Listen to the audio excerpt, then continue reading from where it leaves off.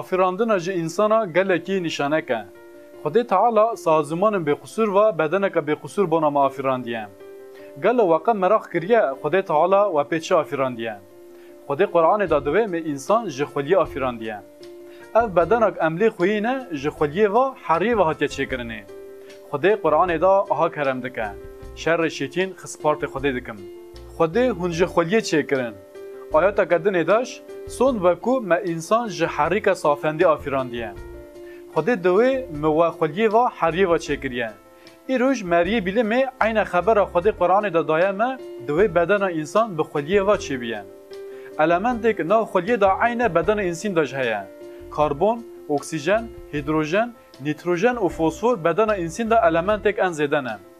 راستیک بیلم ایرو تازه گشتی خود قرآن ما پیروز دا 1400 سال بریا ویا مرا دویجه.